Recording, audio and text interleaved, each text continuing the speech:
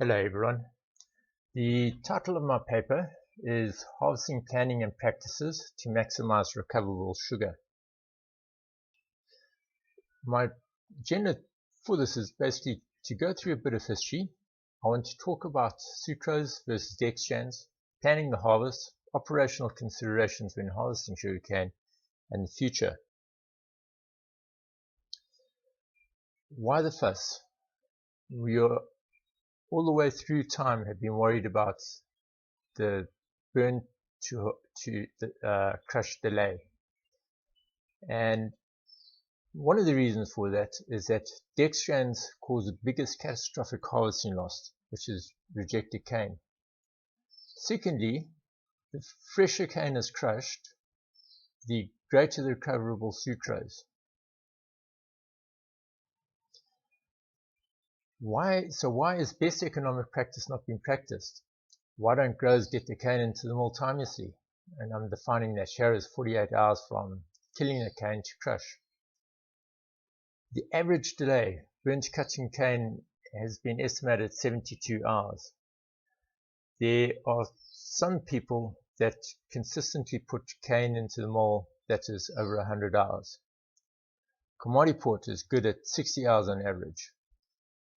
And then I'm also going to ask the question, why do we burn rather than green cane harvest? Burn to crush figures are not formally measured in the industry, and you cannot really manage something without measuring it. There is a rural myth that RV, or relative value, goes up when harvested cane is left in field. And the one thing that we mustn't forget is that very often the most expensive stick harvested is the one inadvertently carried over, as the cane becomes older as it lodges and is more prone to albano. Bit of history, this question has been in SASIAA papers since at least 1972. I found this paper by Dr. Wood et al. And really, all the papers that I saw show very much the same thing, where burnt cut cane after day 4, day 5 starts deteriorating a lot faster than uncut cane. But uncut cane does deteriorate faster than cut cane in the first 4 or 5 days. Burnt standing cane deteriorates the fastest. Deteriorating losses is shown in this graph with the build-up in dextrans going through time. What is interesting in this graph is to see what difference winter and summer makes. And there's also been work out there that shows that a wet spell increases the deterioration of cane. The impacts of the harvest to crush delay was in a paper written by Peter Lynn and Eddie Mayer. Basically, what they were looking at was, does the moisture loss cause the sucrose percent to increase? And they found that it does. And their second question was, does the moisture loss offset the harvesting cost, the transport cost of getting your cane into the mill? And they found that it doesn't. So this graph explains the rural myth, because when you're looking at percentages, the sucrose percent does increase before it drops. And we tend to forget when looking at the percentages that that is not the actual case, and that overall the recoverable value of the sugar drops as shown by it. Right. Important point in this slide really is the total value of the crop goes the stick dies. Harvesting planning affects your RV, and it goes all the way back to your first land use plan and the implementation of that plan. If your land use plan is implemented correctly, your haulage is easier, have fewer breakdowns, and the crop is more likely to be harvested smoothly. Estimates are an ongoing concern. The accuracy of estimates is always suspect. There's a lot of temptation to increase your estimate as a grower, and reasons for that are cash flow problems. Beginning of the season, you need cash, and in winter, the agronomic reasons for getting your cane off are a lot higher than in summer. You have better harvesting, less compaction, ease of haulage. Cutters want to cut the cane, and the other reason is this fear of losing out. I alluded to it earlier.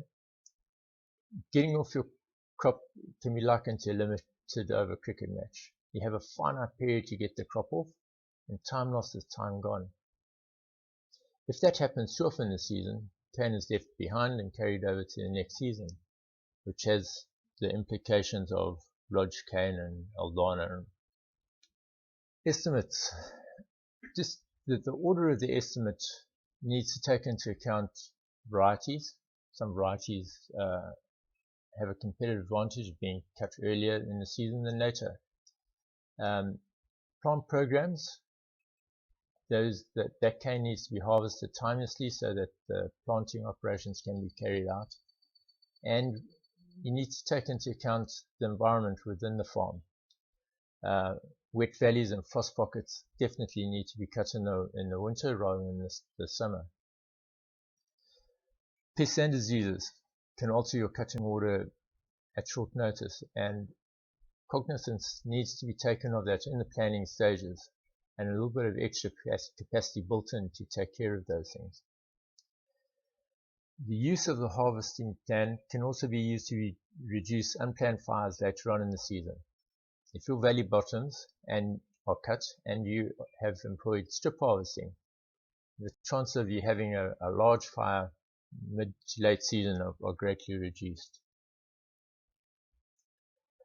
Right, I alluded to capacity, and it's one of the difficulties that a grower has in deciding his planning. And the reason for this is that capacity is expensive, but you need to have more than enough capacity in order to ensure that your crop is off.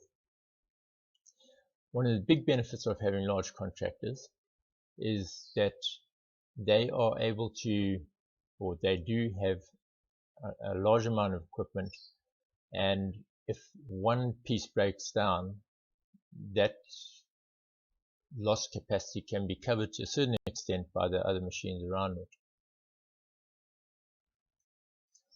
The amount of labor that's important is also something that needs to be worked at. You need too many laborers than your averages would suggest, and the reason for that is that there are, especially in droughted years, times when you'll be cutting really short cane and times when you'll be cutting good cane. The quality of cane that you cut is going to also determine how many cutters you've got.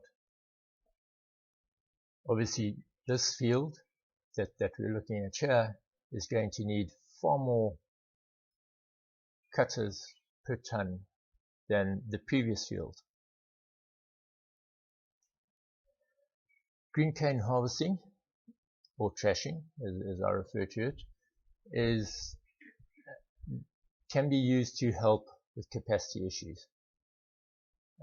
You need more cutters and machinery for trash, and that means that if you mix the trashing component of your crop with the burning component, you can smooth out the production issues that are needed. The big problem with trashing is generally it costs 25 to 30% more to harvest it. Your cutting costs are greater and you have smaller payloads. The quality of trashing is something else that needs to be considered. sometimes when cane is not trashed properly, it's worse than not waiting for a period of time before you can burn that field. One of the issues that bedevils our industry is the fact that mills need cane delivered on Sunday, and this increases your burn to harvest delay because stockpiling occurs to make sure that there is allocation filled on Sundays. The other issue that we have are rain days. Currently, because of the fear of losing out, we tend to harvest our cane up until it rains, and possibly even during the rain. And that means that when cane is hauled out, if it is hauled out, it compacts the fields, and at times that cane will sit in field or on the zone because the mill does not have enough cane to crush. I reckon that we should be looking at weather patterns as they're coming through, and mill group boards need to be making a call to say, right, the mill will crush on Friday when will stop crushing on Friday when the rain is due. Don't burn after Thursday. Make sure it's all your canes in by the end of Friday. Cutting systems. I'm just going to talk very briefly about the three main cutting systems in South Africa: mechanical harvesting, cut and windrow, and cut and bundle. Each has its effect on RV, and managing those effects can help mitigate the losses of recoverable value of the cane. Mechanical advantages, harvesters have the big advantage that they use less labor. They do, however, have significant disadvantages. The problems of slopes, stones, capital costs of one unit, and the quality of base cutting, where stalks are smashed rather than clean cut. And the overall cost of mechanical harvesting is probably now getting somewhere close to the cost of using labor.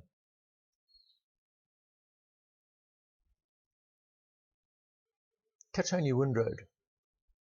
Basically, the operation here is the cane is cut, it's put in a windrow, and then picked up with a front-end loader. This system has the advantage of using less labor, but it has disadvantages of a lot of ash tends to be loaded and zones tend to be dirty. It can also lead to a whole lot of compaction and stool damage. The other advantage that I didn't mention though is that this system can lead to cane being into the mill really fresh, because as it's cut, you can move in with your loader. The cut and bundle operation, basically the cane is cut, put in a bundle, and transshipped to a zone with self-loading trailer, and then put into the mill with a helo. Advantages: your cane can be moved off slopes, you have less compaction and stool damage, your zones are generally cleaner. Big disadvantages are labor, it tends to be more expensive, and the cost of chains. The other thing that does happen in the system is that time can be an issue, because the cane tends to be cut on day one, moved onto the zone in day two, and hopefully into the mill in day two. But very often that stretches out to day three or even longer. Never forget the basics. Base cutting. That's where most of your sugar is, and it should be a no-brainer for everyone to do that base cutting, as those sticks left in field are wasted. You had the effort of cutting the cane, loading it, and you're leaving cane behind. Topping, on the other hand, is something which is more complicated. the ideal topping height will depend on your distance from the mill, whether your cane has been chemically ripened or not, and it needs constant supervision, especially when cutters are paid per ton that they cut, because they're obviously making more money when tops are put into the mill than when a properly cut stick of cane goes into the mill. A decent weed-free stand of cane is needed to produce tops that are of the same height. Lodge cane and cane that has a lot of new shoots or bull shoots coming through is much more difficult to top correctly, and the reason for that is that the cane is of differing heights. It's of interest, the guys in the Midlands have decided to take the decision to top low to increase the percentage of sugar in each stick, and one of the reasons for this is that their mills are at capacity and they want to get as much of the crop in as they can. I just want to talk basically about the future. I believe that we should be looking more at controlled traffic or tramline farming. Reason for this is that those tramlines would get compacted, and it helps with haulage out of the field. We need to wrestle with these deck strands. They are causing a lot of loss in terms of the price we obtain for our sugar, and there are extra milling costs involved in dealing with deck strands. From the grower side, deck strands lead to rejected cane, and that is a complete loss of the crop. How can we mitigate against deck strands? I believe we should be measuring deck strands at the mill gate. There are people that consistently put in aged cane, and that prejudices the guys that are making daily allocation and putting fresh cane into the mill. We maybe need to look at our harvesting operations, and changes may need to be there, because keeping the cane off the ground reduces the amount of deck strands. Bundles versus mechanical loading with a front end loader would be an example of that. I have heard that there are guys who are looking at spraying bactericides on zones further north, and it'd be interesting to see if that helps. Zone hygiene is got to be something that we concentrate on more. Clean zones are going to lead to fewer deck strands going into the mill overall. And I also believe that maybe we need to look at the effect of varieties. Do some varieties create deck strands quicker than others? And the age of cane and deck strands. This information can be used when harvesting large uncontrolled fires. The last question is should mill group boards be harder on growers who over-deliver? This prejudices growers who are delivering ratably, as they then have to play catch-up later on in the season as cane that the growers who have finished delivering stop delivering. This is the last word.